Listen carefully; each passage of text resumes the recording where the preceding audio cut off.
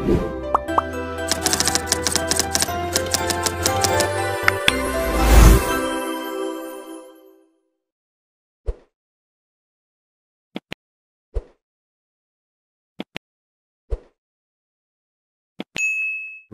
Dinas Kesehatan Kabupaten Tapanuli Utara dan juga Ibu Nababan ya, Ibu Nababan. Pertama sekali kami perkenalkan diri dulu bahwa kami adalah dari Forum Jurnalis Batak. Kami berdiri di Jakarta. Saya sendiri Ketua Umum Jamidah Besar Ibu, dan di samping saya ini adalah Sekretaris Umum Huzut Marluga. Itu panggilan sehari-hari yang sesungguhnya adalah Hotman Jonathan Marbun Lumbang Gaul. Kami selalu mandok Huzut Marluga oleh Niman. Jadi itu sifat lupa-lupai soal kepanjangan lain.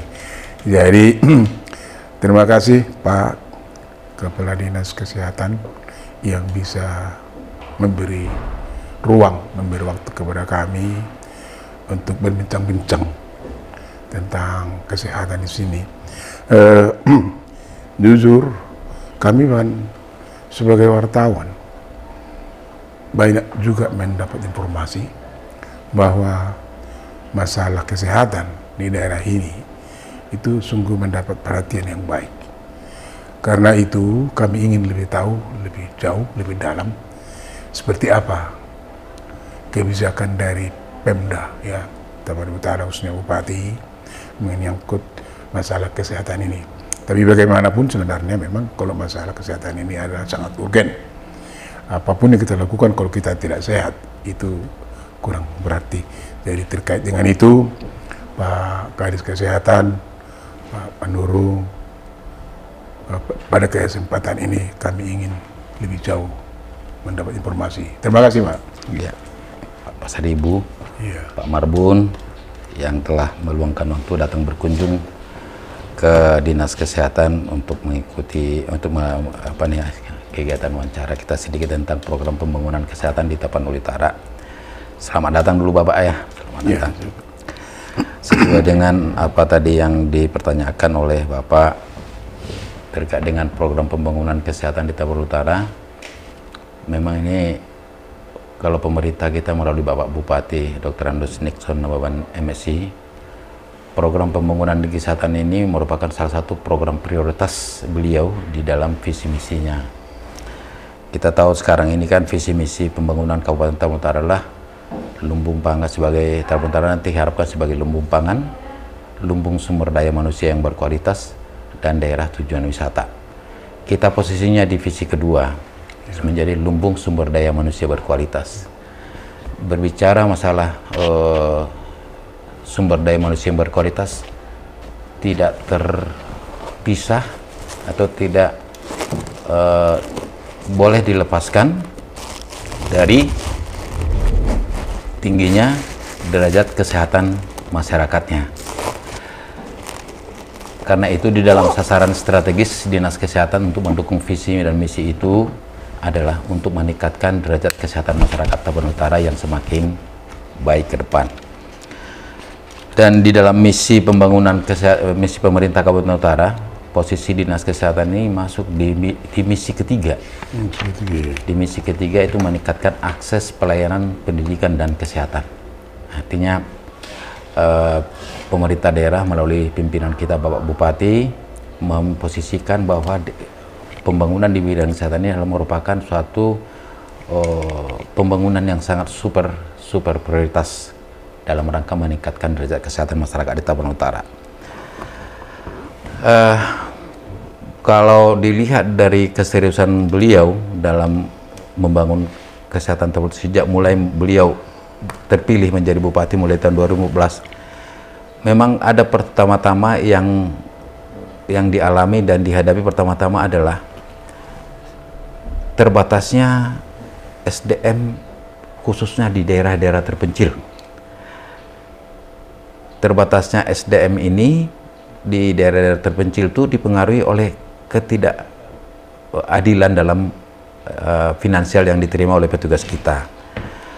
Maka Pak Bupati mencoba mencari jalan keluar dengan memberikan insentif bagi tenaga-tenaga kesehatan yang berada di daerah-daerah terpencil dan sangat terpencil. Sejak itu, para tenaga kesehatan yang di desa itu merasa terayomi, terlayani, dan mereka bisa bekerja secara maksimal. Kemudian di dalam pelayanan yang lain adalah Bapak Bupati bersama dengan dia masuk dalam visi misinya ini membuatkan bagaimana agar masyarakat itu terlayani 24 jam. Terlayani 24 jam sehingga puskesmas pun harus buka 24 jam. Sampai sekarang itu berjalan dengan baik. Sampai sekarang berjalan dengan baik. Itu tujuannya adalah bagaimana jangan sampai ada di situasi libur dan malam pun nanti masyarakat tidak terlayani di bidang kesehatan. Itu yang menjadi prioritas beliau baru-baru. Sampai sekarang berjalan dengan baik. Seiring dengan itu, kita mencoba mengembangkan bersama Dinas Kesehatan ini program-program lain dalam meningkatkan derajat kesehatan masyarakat. Itu ada berbagai program yang terutama. Termasuk di dalamnya bagaimana pelayanan kesehatan kepada ibu hamil, pelayanan kesehatan kepada ibu bersalin, pelayanan kesehatan kepada bayi yang baru lahir, kemudian pelayanan ke balita, pelayanan kesehatan pada anak-anak usia yang usia pendidikan dasar, kemudian ada pelayanan kesehatan masa usia produktif. Setiap level umur itu ada metode-metode pelayanan yang dilakukan oleh Dinas Kesehatan, termasuk di dalamnya, termasuk yang paling sekarang prioritas ini dilakukan juga pelayanan kepada kesehatan usia lanjut. Karena menurut data, seiring dengan peningkatan umur harapan hidup dari masyarakat Tapanuli Utara merupakan indikator dari derajat kesehatan masyarakat tadi, seiring itu juga akan bertambah nanti penduduk yang berusia lansia. Nah, hal ini pun harus menjadi sasaran strategis juga di Dinas Kesehatan, bagaimana di usia lansia pun jangan jadi tetap jadi beban. Kalau di usia lansia seperti Pak Pasari Bulan nih, usia lansia tetap produktif. Udah di atas 70. Nah, itu harapan kita ke depan sebenarnya di Tapanuli Utara ini pun usia lansia pun terayomi di bidang kesehatan, terlayani di bidang kesehatan, dia pun bisa tetap produktif, bukan jadi beban daripada keluarga itu. Ya. Kemudian untuk masalah pelayanan terhadap penyakit bawaan lah, ya, di puskesmas tetap juga dilayani, misalnya yang hipertensi, diabetes mellitus dan lain sebagainya itu tetap dilayani. Kemudian ada yang spesifik sekarang ini dan sudah mendapatkan prestasi sebenarnya ini.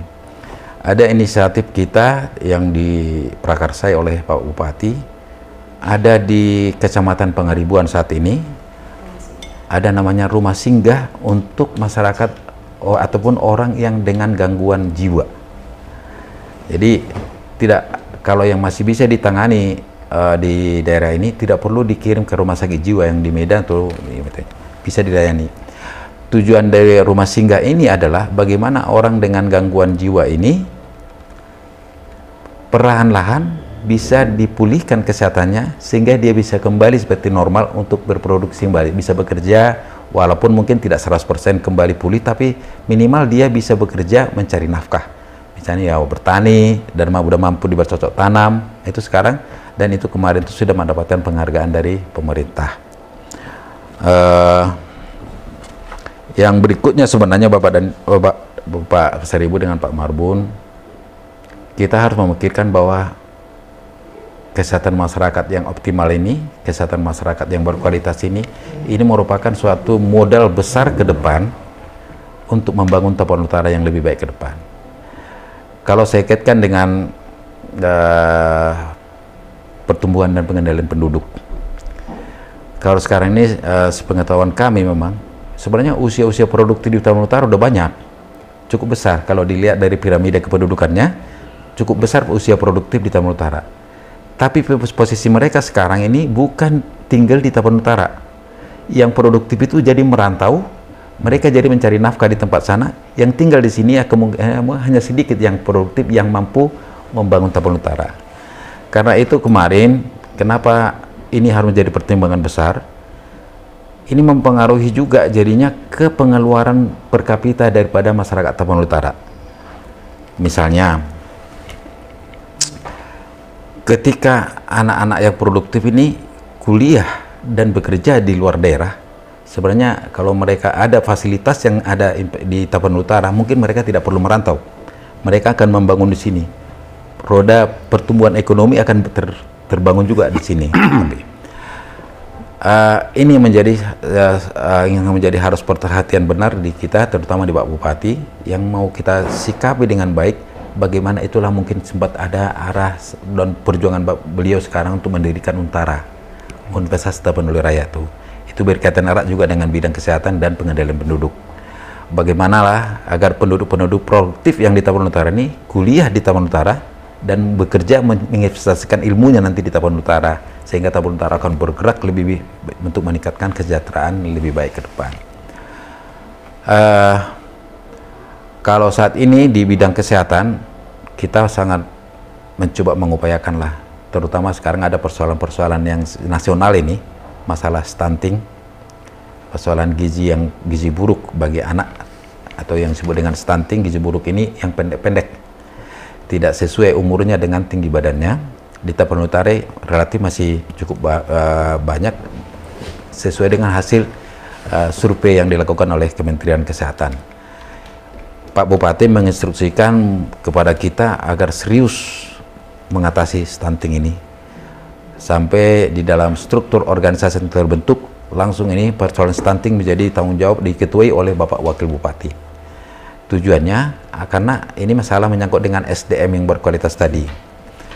Kalau anak stunting bukan persoalan hanya pendeknya sebenarnya, tapi persoalan yang paling berat adalah otak dan saraf motorik otaknya tidak terbentuk dengan sempurna, sehingga dia mungkin akan jadi anak-anak bodoh lanat suatu saat. Kalau ini banyak di Tapanuli Utara, ya siapa yang membangun Tapanuli Utara ke depan?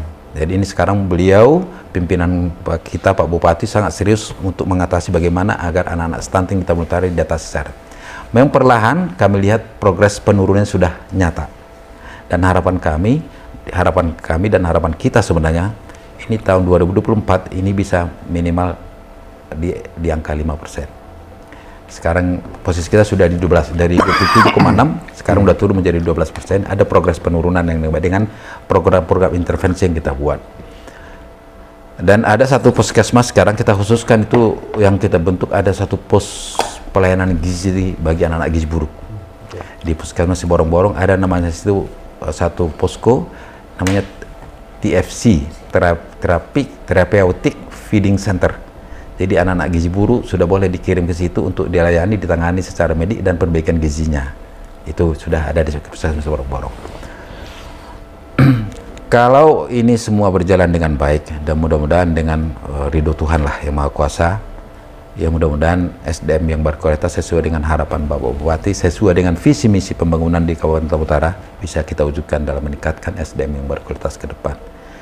Itu merupakan sebagai gambaran umum yang bisa kami jelaskan tentang program pembangunan kesehatan di Tapanuli Utara. Terima kasih. Soal stunting tadi, yang untuk pertanyaannya Pak Kepala Dinas Pak Manurung, stunting kan karena gizi buruk, sudah tentu barangkali edukasi, sosialisasi dari Dinas Kesehatan untuk orang-orang tua gitu. Ini menjadi otokritik untuk kita. Apakah memang kawasan kita ini tidak bisa menghasilkan, misalnya tidak harus susu makanan atau tambahan, tapi kan diproduksi alam, karena alam kita ini kan bisa memproduksi sayur-sayuran untuk mengelola atau mengendalikan gizi buruk itu. Apa yang disosialisasikan Dinas Kesehatan agar peran orang tua teredukasi bahwa mereka juga secara pribadi, secara tanggung jawab orang tua, mereka bagian dari memahami tanggung jawabnya itu. Ya, terima kasih Pak Marbun. Benar, sesuai dengan pertanyaan Bapak tadi. Dan itulah sekarang program yang lagi berjalan, Pak. Kita telah bentuk sini di Tapanuli Utara melalui SK Bapak Bupati, sudah ada tim percepatan penurunan stunting. Tim ini terpadu secara sektoral dan program. Seluruh sektor terkait, baik Dinas Pertanian, Dinas Ketapang, Dinas Perkim ikut terlibat di dalam. Karena penyebab stunting ini sebenarnya gizi buruk ini itu bukan hanya persoalan masalah makanan, tapi ada juga persoalan penyakit infeksi. Penyakit infeksi ini kan bisa menyebabkan gizi buruk.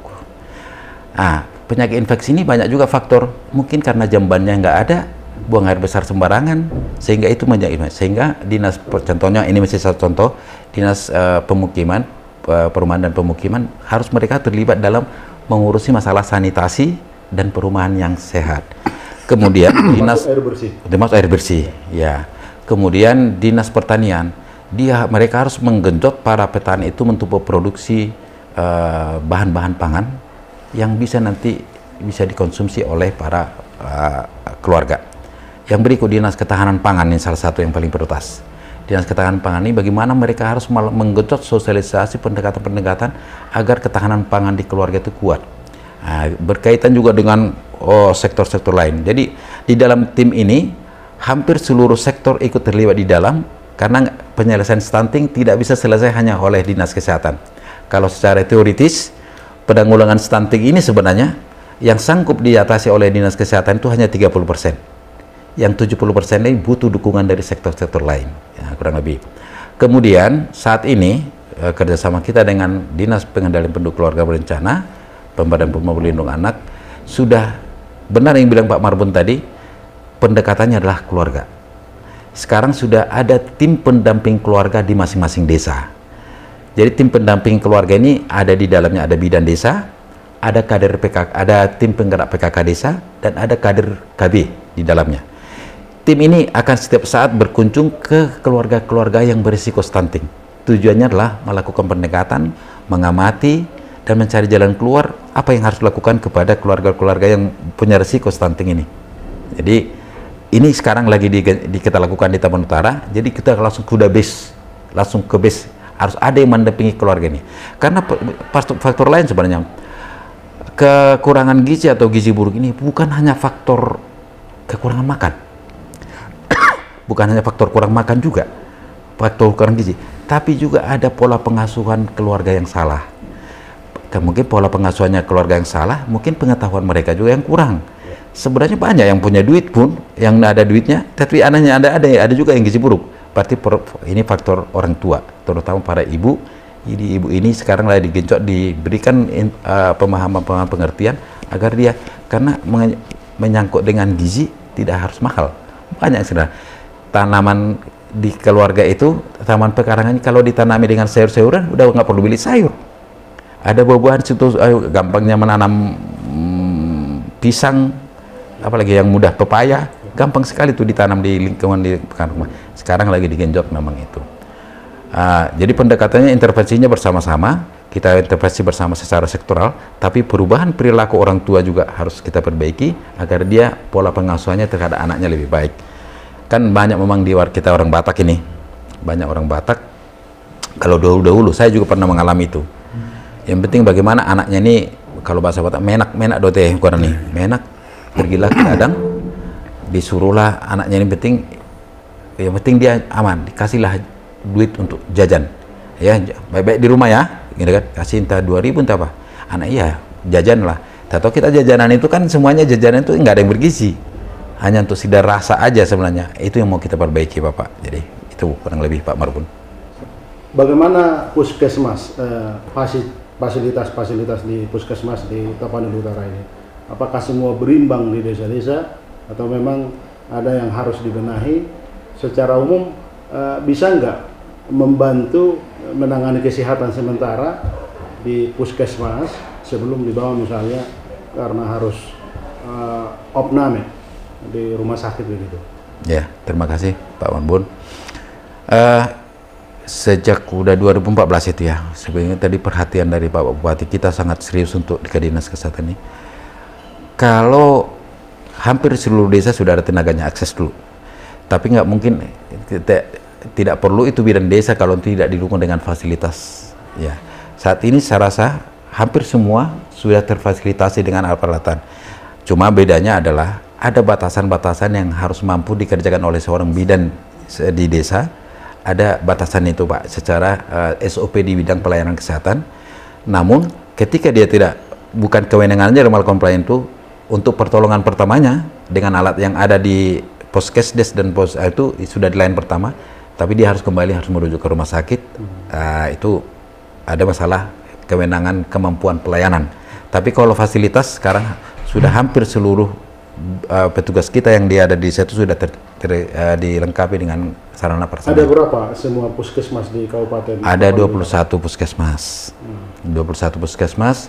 Kemudian kalau puskesmas membantu berapa kita? 62 ya? Ya, 62.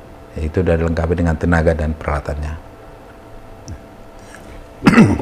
Baik, Pak Kadis, Pak Nurul.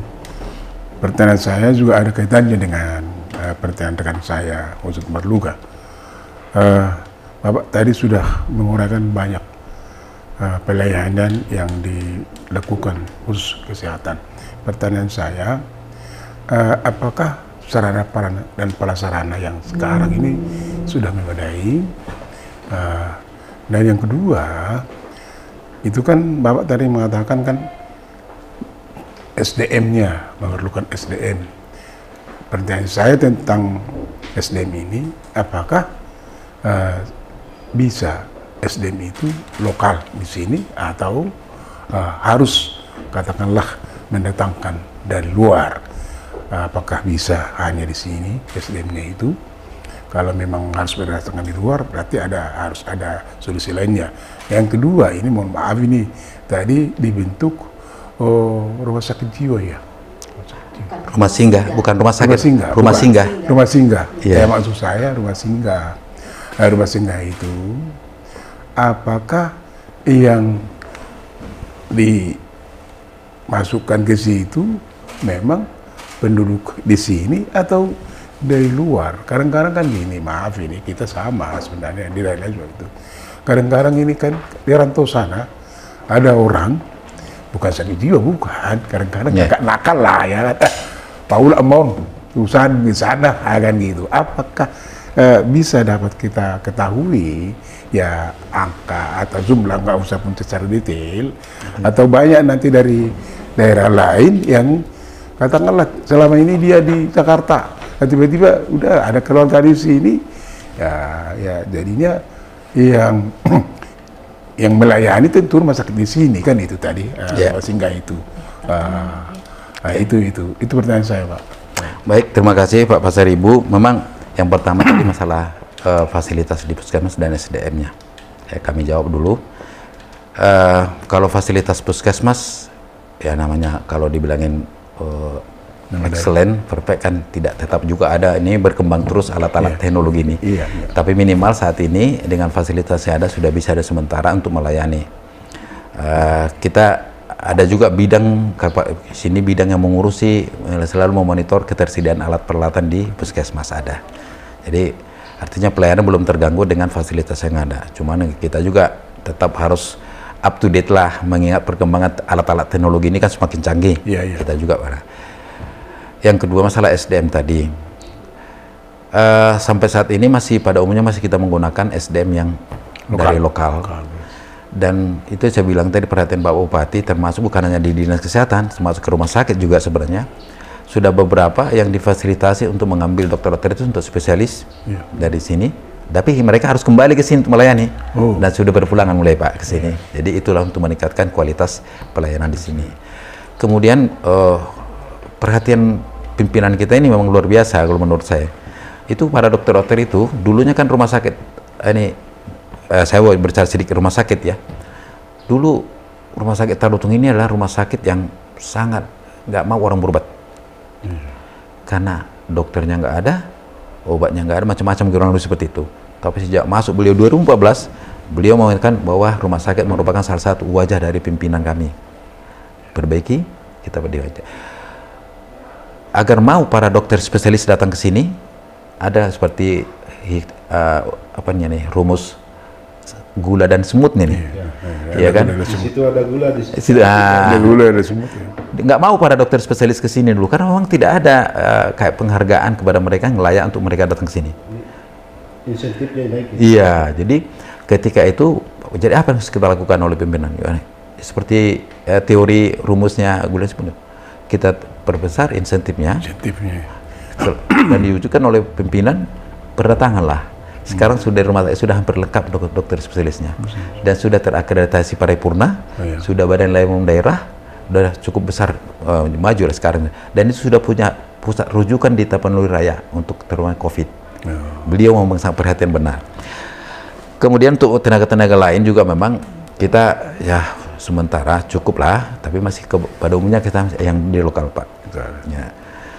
Kemudian terkait dengan rumah singgah, bukan rumah sakit namanya Pak, rumah singgah yang orang dengan gangguan jiwa, ODGJ nama singkatannya, itu pada umumnya adalah warga-warga Tapanuli Utara.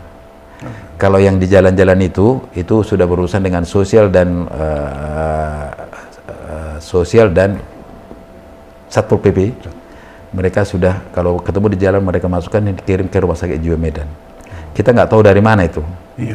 Jadi kita prioritaskan adalah masyarakat Tapanuli Utara yang di rumah singgah ini. Jadi kalau semua nggak terlayani kita itu Pak. Kadang-kadang dari kabupaten orang lain pun entah dimasukkan dilihat akar aja di pinggir jalan kita ini, nggak mungkin nggak terlayani kita. Tapi berapa persen Pak yang bisa kembali normal? Kalau sekarang datanya sekarang yang sudah sasaran kita kemarin itu tahun di 2021 lah dulu, 2021 ya Bu Sekdes ya. Ada 523 orang yang perlu diterapi, tapi yang sudah kita layani 420 orang, dan sudah persentase keberhasilannya ini rata-rata sudah mulai pulih nih. Pulih, jadi kalau persentasikan sudah 80,31%. Jadi memang luar biasa nih, dari pusat yang dulunya sudah menjadi dianggap beban keluarga, sekarang sudah menjadi ya kembali malah udah ikut membantu ke sawah, ke ladang, yang sudah dilatih di situ. Jadi rutin nanti dokter saraf, dokter jiwa melakukan kunjungan ke rumah singgah itu. Mereka temukan apa? Kira-kira mereka bisa terpapar atau jiwanya terganggu harus masuk ke rumah itu? Kan banyak faktor sebenarnya menyebabkan ini, karena banyak faktor lah, nggak bisa terinci satu, tapi memang lebih spesifik ke dokter jiwanya yang lebih paham sebenarnya. Cuma yang kita lakukan itu sebenarnya sampai saat ini kami masih menganggap sangat positif lah untuk memperbaiki orang yang terutama kalau udah gangguan jiwa yang berat itu memang nggak sanggup lagi di situ, ya dikirim ke rumah sakit jiwa memang yang harus, kalau disuruh mengganggu macam-macam seperti itu nggak bisa.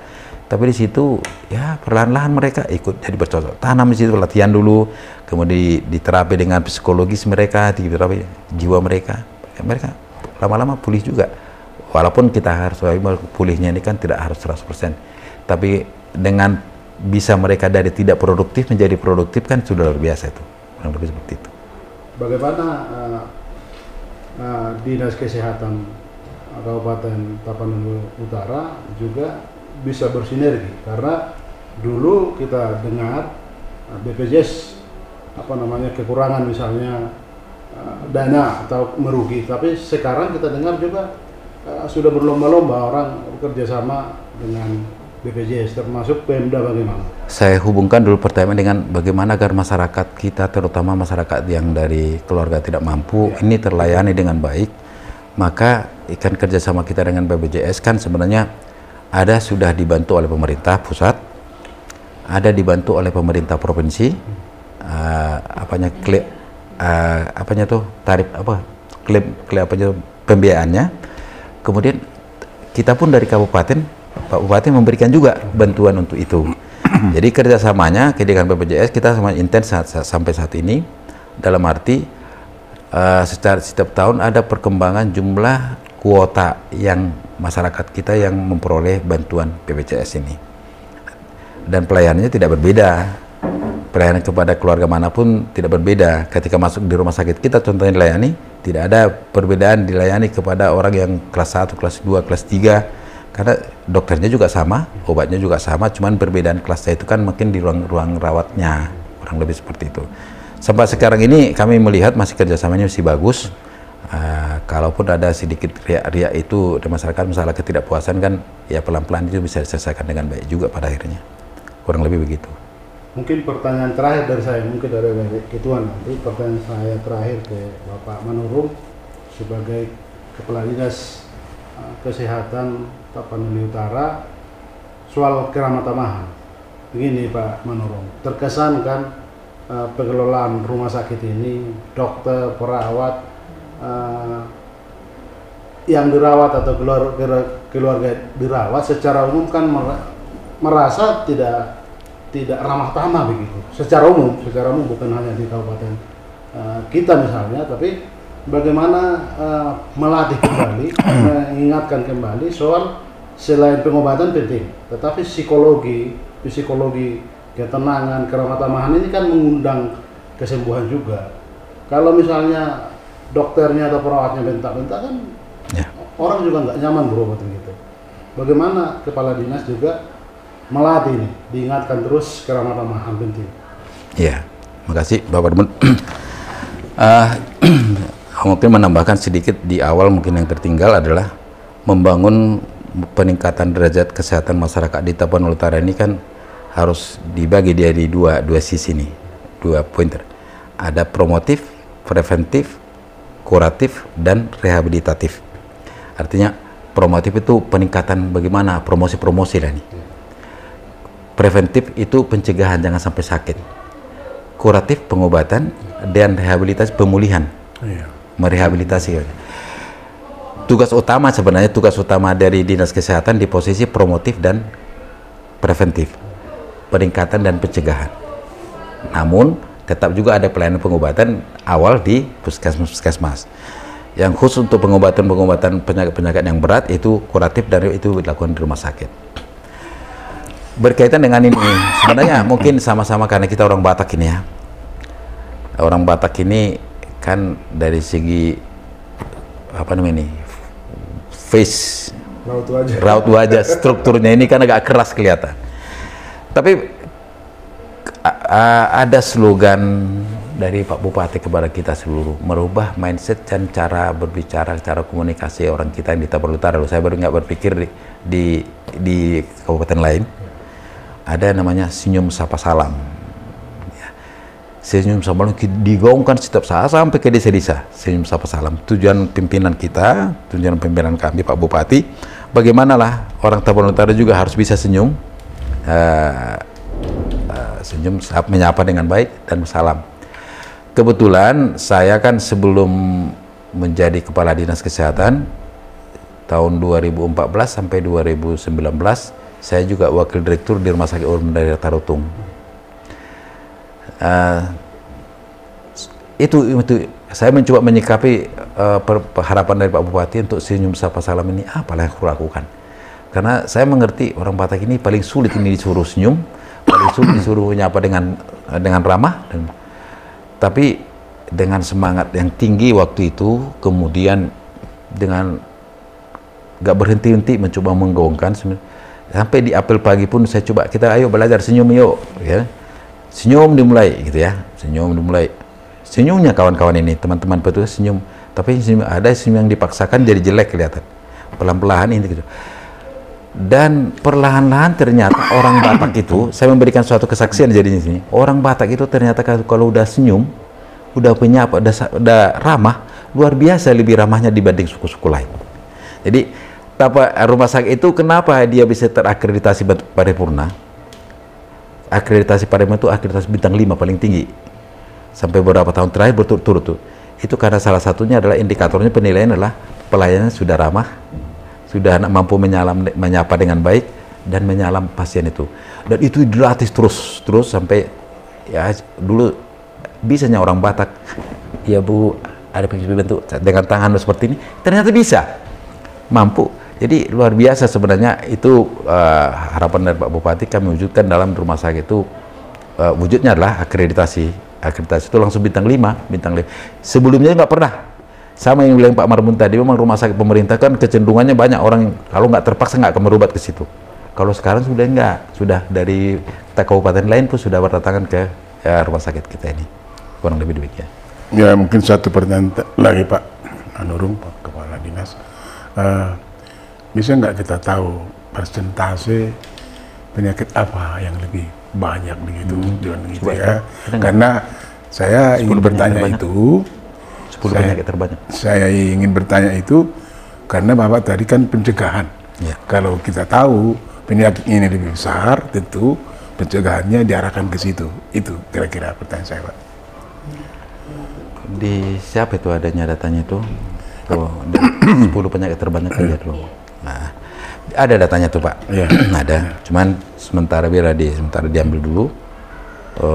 Kalau pada umumnya biasanya kalau nggak tahu nih, kalau salah jawab nanti biarlah berbasis data kita, Pak, ya. Ada datanya. Apakah kami serahkan nanti itu kami jawab melalui diskusi kita ini. Karena datanya harus valid. Oke. Atau melalui Iya. Iya, oke. Iya, ada. Oke, nggak apa-apa, nggak apa-apa. Mungkin pertanyaan tambahan sedikit, kita nggak singgung tadi. Bagaimana pengelolaan COVID-19? Nah, ini kan secara umum juga masyarakat kita sudah mulai bebas. Dulu di awal-awal 2 tahun, bagaimana Dinas Kesehatan menangani ini? Karena kan masif juga. Kami dengar juga Rumah Sakit Tapanuli Utara, Tarutung, menjadi salah satu rumah sakit rujukan COVID-19. Ya. Kalau kami menjawabnya, penanganan yang dilakukan oleh pemerintah Kabupaten Utara dengan melalui gugus tugasnya dan tim-tim terpadunya ya sudah sangat baiklah. Artinya pencegahan dan pemutusan rantai penularan daripada COVID ini bisa dilakukan dengan baik. Memang secara angkanya nanti bisalah kami kirimkan kemudian. Cuman mungkin hanya Kabupaten Tapanuli Utara, pemerintah Kabupaten Tapanuli Utara yang membuatkan satu rumah sakit menjadi suatu pusat rujukan COVID. Pak Bupati dengan waktu itu melihat bagaimana orang Tapanuli Utara jangan sampai meningkat persoalan masalah COVID ini. Beliaulah menambah fasilitas rumah sakit itu dengan fasilitas-fasilitas yang layak untuk jadi pusat rujukan COVID. Kemudian saat ini kan sudah jumlah kasusnya sudah sangat berkurang. Dari beberapa 2 minggu terakhir sudah nol, sudah hampir sebulan sekarang sudah nol. Dan kita sekarang lagi menggaungkan vaksinasi. Kalau vaksinasi kita sampai sekarang memang kalau tadi kalau salah data kita, kalau vaksinasi pertama itu sudah 107%, vaksinasi kedua itu sudah kalau nggak salah 98%, vaksinasi ketiga yang saya lagi berjalan ini sekitar 32%. Nah, kalau kemarin kan kita dievaluasi dari provinsi Kabupaten Utara masuk di ranking 3 nih dalam penanggulangan pemberian vaksinasi. Ini kita sekarang lagi menggencot ini bagaimana agar vaksinasi ketiga booster ini bisa lebih cepat cakupannya terrealisasi. Itu kurang lebih, Pak. Baik, Pak. Kami tidak bertanya lagi, sudah cukup. Hanya kami mengatakan terima kasih kepada Pak Kepala Dinas atas penerimaannya, dan mudah-mudahan kita sama-sama berdoa bahwa masyarakat di Tapanuli Utara ini semakin sehat, karena dalam tubuh yang sehat dapat jiwa yang sehat. Ya, itu. Terima kasih, Pak.